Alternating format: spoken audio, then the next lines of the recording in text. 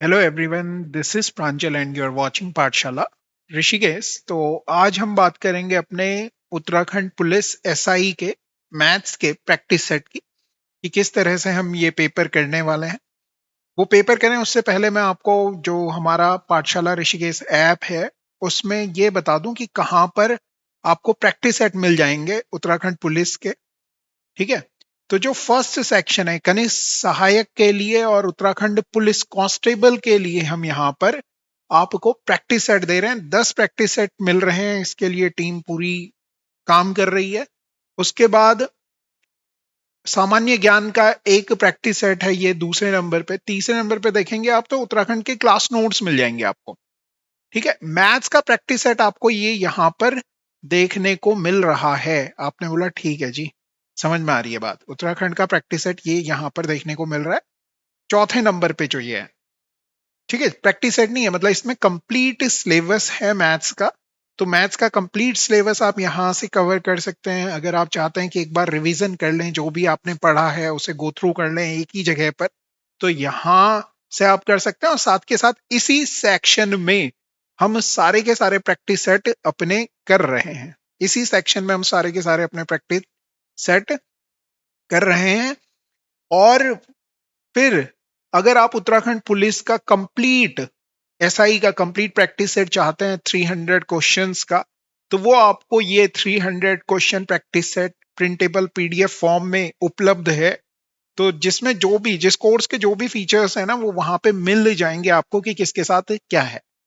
SSC GD का भी हमने अवेलेबल करवाया है और इसमें मॉक टेस्ट हैं। लगभग 800 प्लस मॉक टेस्ट हैं, टॉपिक वाइज हैं, मैथ्स के हैं।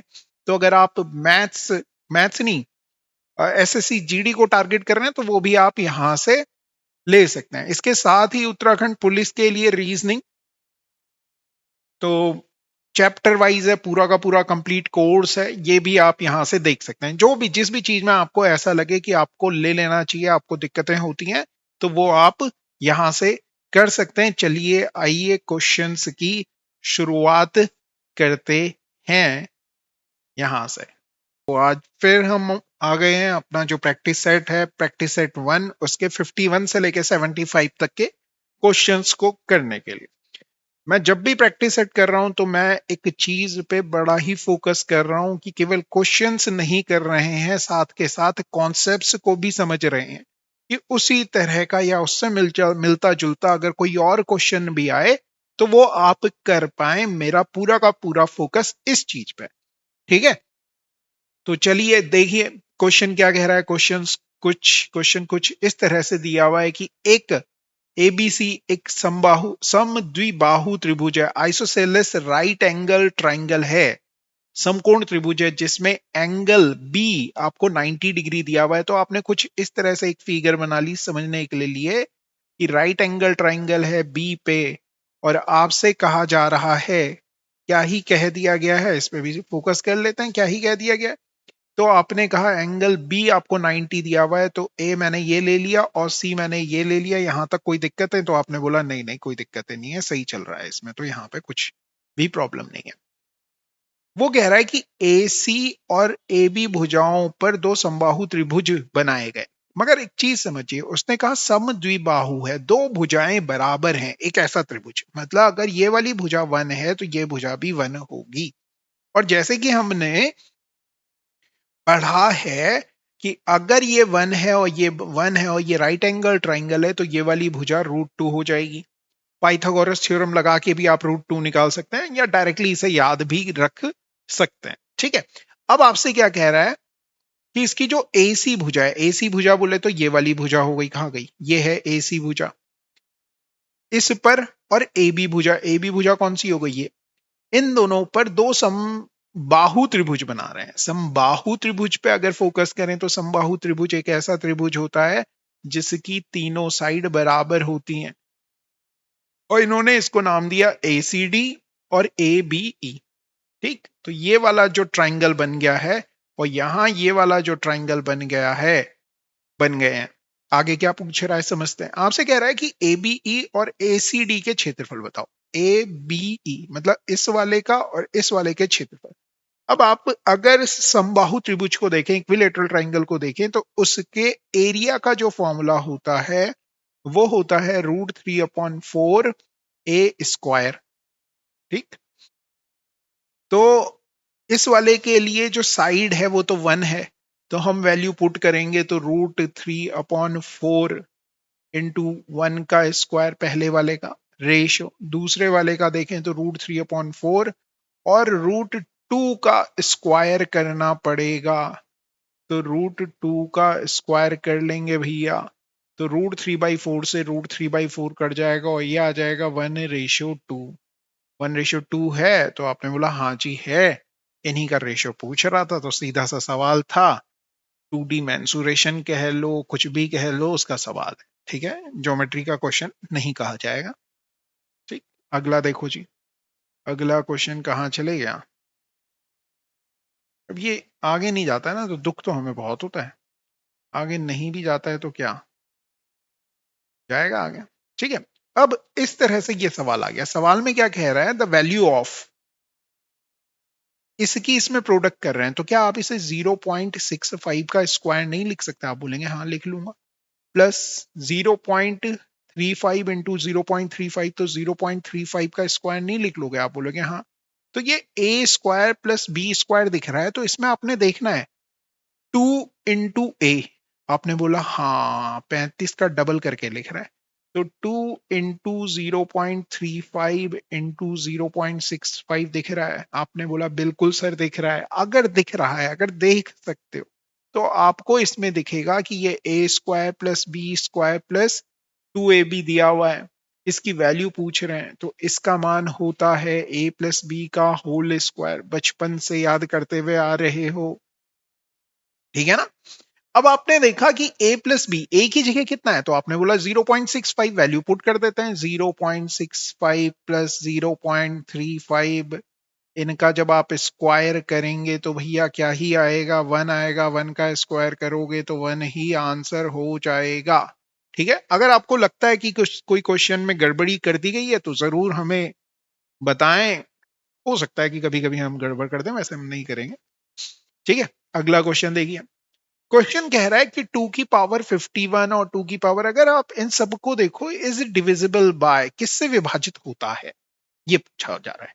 अब एक तरीका तो यह है कि डिवाइड कर दो, मगर ऐसी बेवकूफी करने की गलती यहां पर बिल्कुल भी मत कर लेना, ऐसी गलती बिल्कुल मत कर लेना। ठीक है, तो क्या करोगे, तो आपने कहा कि हम क्या करेंगे, 2 की पावर 51 ही कॉमन ले रहा हूं इसमें से, तो देखो 2 की पावर 51 कॉमन ले लिया, इसके पास क्या बचा, 2 की पावर 0 बचा, इसके पास कितना बचा, दूसरे वाले के पास 2 की पावर 1 बचा, इसके पास कितना बचा, 2 की पावर 2 बचा, इसके पास कितना बचा, 2 की पावर 3 बचा, इसके पास कितना बचा, 2 की पावर 4 बचा। बचा कि नहीं बचा? आपने बोला हाँ। अब 2 की पावर 4 कितनी होती है? आपने बोला 16। 2 की पावर 3 कितनी होती है? 8। 16 और 8 कितने हो गए? 24। 24 और 4 कितने हो गए? 28।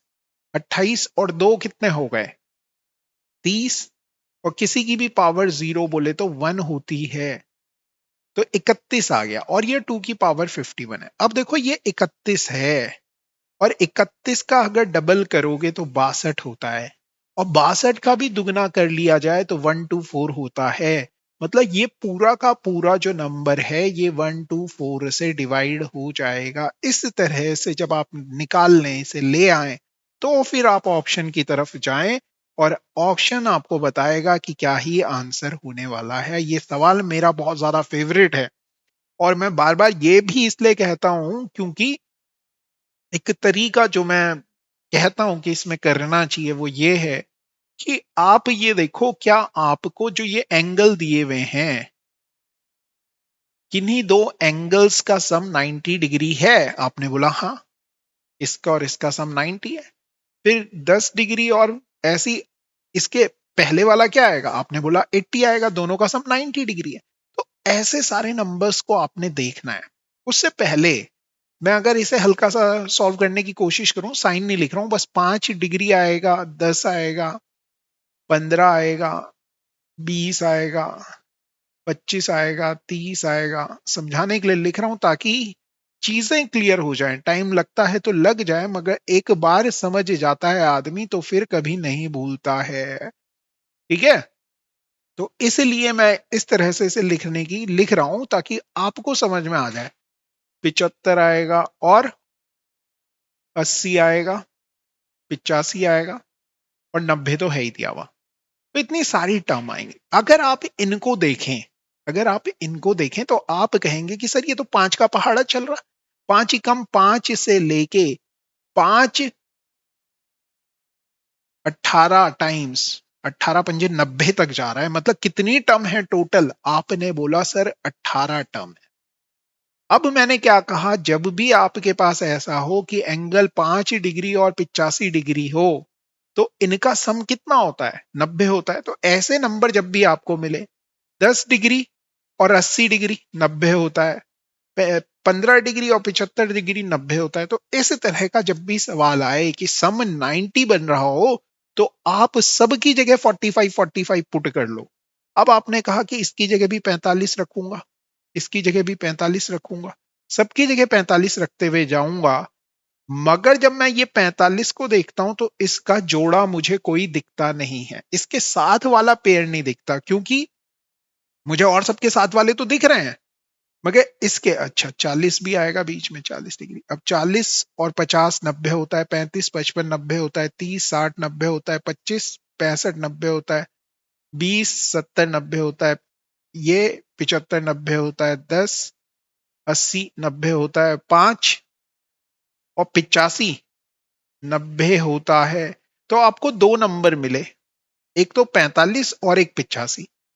तो आप जब इन्हें देखेंगे तो भैया ये 45 साइन 45 कितना होता है? तो आप बोलेंगे साइन 45 की वैल्यू 1/√2 होती है, मगर स्क्वायर करवा रहा है तो 1/2 आएगा।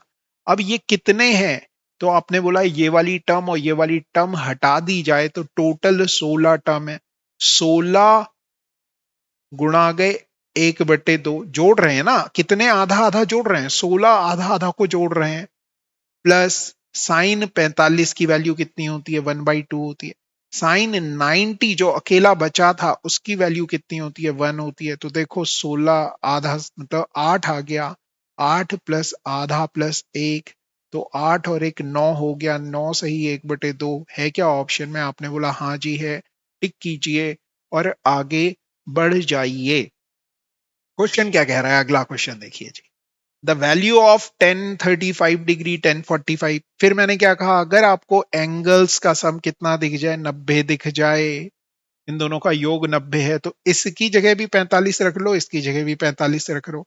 तो आप लिखेंगे 1045, 1045 तो था ही, और 1045 तो क्या ही होगा? 1045 1 होता है, 1 होता है, 1 होता है, गुणा कर रहे हैं तो 1 ही आंसर आ जाएगा। क्लियर हो गया? आपने बोला बिल्कुल सर, क्लियर हो गया है सवाल। अगला सवाल अगर आप ऑब्जर्व करेंगे तो अलग ही मजा आ जाएगा। देखो क्या है, क्वेश्चंस को देखते हैं। क्वेश्चन क्या कह रहा है? जब भी आपको देखे कि सेक कॉसेक के बराबर कह रहा है, तो मैं बार बार एक लाइन कहता हूं कि साइन किस में चेंज होता है? कॉस में। टेन किस में चेंज होता है? कॉट में। और सेक किस में चेंज होता है? तो आपने बोला कॉसेक में। तो भैया कॉस साइन में, कॉट टेन में और कॉसेक सेक में चेंज होता है। और अगर इन्हें बराबर लिखा जाए, जैसे कि यहां लिखा है सेक कॉसेक के बराबर लिख रहा है, तो अंदर वाले एंगल्स का सम 90 डिग्री होगा ही होगा, तभी ये पॉसिबल है। ठीक है, तो आप अंदर वाले एंगल्स का सम 90 करो, मतलब 7Q plus 28 plus 30 degree minus 3Q बराबर 90। तो आपने बोला ठीक है, 7Q में से 3Q कट गया, 4Q, और ये 58 बराबर 90। 90 में से 50 गया 30, 30 में से सॉरी 90 में से 50 गया 40, 50 में से 8 गया तो 32। 4Q बराबर 32 और Q बराबर आ जाएगा 8 डिग्री। क्लियर है? समझ में आ रही है? ये कॉन्सेप्ट ध्यान में रखना। जो मैं कह रहा हूं ना, कई बार मैं लिख नहीं पा रहा होता हूं, क्योंकि टाइम लग जाता है। तो आप क्या करें, आप पेन और पेपर लेके बैठे हुए रहो, जो जो चीजें अच्छी मिलती जाती हैं, रिवीजन हो रहा है यार, जो भी तुमने पढ़ा है ना उन सबका रिवीजन हो रहा है। ठीक है, अगला क्वेश्चन देखो भैया। अब आपको 10 क्यू दे दिया गया है 3/4। 10 किसके बराबर होता है? तो आपने बोला 10 होता है परपेंडिकुलर अपॉन बेस, मतलब ऊपर वाला परपेंडिकुलर, नीचे वाला बेस।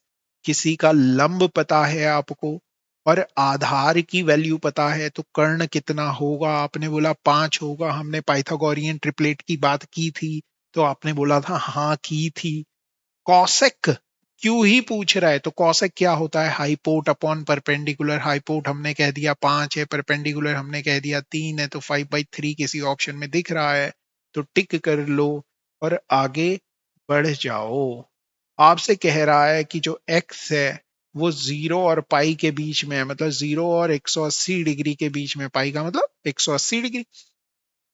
फिर आपको ये वाली लाइन दिखी, सेक कॉसेक में बदलता है और एक्स और वाई बराबर दे रहे हैं, तो मतलब x प्लस वाई बराबर कितना होगा? अभी ये कॉन्सेप्ट समझा 90 डिग्री के। तो साइन 90 डिग्री की वैल्यू पूछी जा रही है, साइन 90 की वैल्यू कितनी होती है? तो आप कहेंगे साइन 91 डिग्री होता है। कितना ही होता है? 1 डिग्री होता है। अगला क्वेश्चन बहुत ही प्यारा सा लिखा हुआ है कि x² - 3x ये, और वैल्यू पूछ रहे हैं आपसे x प्लस 1/x की। तो भाई इस पूरी इक्वेशन को x² - 3x + 1 = 0, पूरी इक्वेशन को अगर x से डिवाइड कर दूं, कर दिया, तो क्या ये x आ गया? आपने बोला हाँ। ये 3 आ गया, हाँ। ये कितना आ गया? 1/x आ गया, =0। अगर आप समझेंगे तो x प्लस 1/x की वैल्यू कितनी ही आ गई? 3 आ गई है। 3 आ गई है। कुछ लोग बोलेंगे अलजेब्रा नहीं है सिलेबस में, ये अलजेब्रा में नहीं आएगा, क्वाड्रेटिक इक्वेशन कह के पूछ लिया जाएगा, क्या ही कर लोगे? समझ रहे हो? तो हल्का सा एक स्टेप अगर वो लेफ्ट भी जाता है ना, तो आपको टेंशन नहीं होने वाली। ऐसे समझो कि हाँ, आपने ना वो इधर भी देखा हुआ है हल्का सा, बहुत ज्यादा नहीं देखा है, हल्का सा इधर भी देखा हुआ है कि हाँ रास्ता सीधे है, ये है। मगर अगर इधर का भी हल्का सा पूछ लेना तो हमें पता है, इस तरह से कर लेंगे। क्या है पता है? क्वेश्चन नंबर अगला देखिए। ये कह रहा है कि बहुलक बताएं, मोड बताएं। मूड नहीं, मोड। ठीक है, तो बहुलक क्या होता है? आपने बोला बहुलक वह संख्या होती है जो सबसे ज्यादा बार आए। तो आप क्या करोगे? ऐसे इन्हें चेक करोगे? नहीं, ऑप्शंस पे जाओ, एक एक करके चेक करो। सबसे पहला ऑप्शन क्या लिखा हुआ है? 19 लिखा हुआ। देखो 19 कितनी बार आ रहा है? एक बार। आगे चलते जाओ, 2 ही बार आया, तो 19 आ गया 2 बार। फिर दूसरा ऑप्शन क्या लिखा हुआ है? 21, एक बार आया। 21 21 21 21 21, एक ही बार आया, तो ये तो वैसे ही बाहर हो गया। 48 को देखो भैया, 48, 48 ये है, एक बार, 2 बार, और कहीं नहीं दिख रहा, तो 2 बार 48 भी आ गया। अब इन दोनों में आया, मतलब 66 हो सकता है, चेक करेंगे। एक बार 66, 2 बार 66, ओ भाई 3 बार 66, 3 बार, 3 बार। तो ऑप्शंस पे जाओ और वहां से फटाफट चेक कर लो कि क्या ही आंसर हो जाएगा। चलिए अगला क्वेश्चन देखिए। क्वेश्चन क्या कह रहा है? The mode and median. Mode, mode का मतलब जो वो नंबर जो सबसे ज्यादा बार आ रहा है, कौन सा नंबर आ रहा है? तो मुझे 8 ही दिख रहा है। 3 बार आ रहा है, कोई और नंबर इतनी बार नहीं आ रहा। 6 दो ही बार आ रहा है, 7 2 बार आ रहा है, तो 8 हो गया। तो मोड बोल रहा है पहले, तो मोड तो यही है भैया 3, मतलब थर्ड ऑप्शन। फिर माध्यिका कह रहा था शायद, मीडियन इंग्लिश में लिखा हुआ है ना, तो यहां से कभी कभी ऐसा ना हिंदी में गड़बड़ हो जाएगा, तो घबराना नहीं, इंग्लिश में देख लेना। इंग्लिश में गड़बड़ होगा तो हिंदी में देख लेना, मगर इंग्लिश वाले बच्चे हिंदी को तो हल्के में लेते हैं, तो उनके साथ, बेचारों के साथ यहाँ गड़बड़ हो जाती है। मगर इंग्लिश का गलत गलत माना जाता है, इस चीज का ध्यान रखना। अब माध्यिका निकालने की जरूरत है नहीं, क्योंकि हमारा एक ही ऑप्शन से सीधा सीधा आंसर आ गया, तो हम दूसरे को चेक करेंगे ही नहीं। क्यों ही करें? ठीक है, तो ये स्मार्ट वर्क होता है जो आपने सीखना है, यही तो सीखना है। अदरवाइज पेपर में पहले माध्यिका निकाली, सॉरी मोड निकाला, और फिर माध्यिका निकाल रहे हो। अभी जब दिख रहा है कि सीधे सीधे एक ही ऑप्शन है जिसमें 8, पहले मोड दिया हुआ है, फिर माध्यिका की बात की जा रही है, तो इसको टिक करो और आगे बढ़ जाओ। और अगर निकालना होता तो कैसे निकालते? असेंडिंग ऑर्डर में लगाते, लगाओ जीरो, जीरो के बाद क्या आएगा? जीरो लिख लिया, फिर क्या आएगा भैया? 6 आएगा, फिर एक और 6 है, 2 6 आ गए, फिर 7 है, कितने 7 है? 2 7 है, दोनों 7 ले लिया, फिर 8 है, कितने 8 है? 1 2 3 8 है। अब देखो क्या है, कितनी संख्याएं हैं? 1 2 3 4 5 6 7 8, 8 संख्याएं हैं। तो बीच की दो संख्याएं कौन सी हैं? ये दोनों 7 हैं, इन दोनों 7 को जोड़ोगे, 7 + 7 बटे 2 करोगे तो कितना ही आ गया? 7 आ गया, ये आ गया। ठीक है, निकाल के इसलिए बता दिया, अगर आपने नहीं भी पढ़ा है तो आपको ये समझ में आ जाए कि ये यहां से ऐसा हो जाएगा। अगला क्वेश्चन देखो भैया, इस क्वेश्चन में द मीडियन, मीडियन आरोही क्रम में व्यवस्थित उपरोक्त डेटा का माध्य दे रखा है। माध्य, माध्य नहीं, माध्यिका, इंग्लिश में median of the above, median कह रहा है ना, तो माध्यिका होना चाहिए। डेटा का माध्यिका दे रखी है 15, एक्स का मान ज्ञात कीजिए। तो आपने बोला कितनी संख्या है? आरोही क्रम में है, असेंडिंग ऑर्डर में लिखा हुआ है, तो सीधे गिनते हैं, 1 2 3 4 5 6 7 8 9, 9 है तो बीच में, बोले तो पांचवें नंबर पे कौन सा है? 4 इधर है और 4 इधर है, तो बीच में यही पड़ रहा है। तो ये बीच में पड़ रहा है का मतलब है कि यही माध्यिका होगी।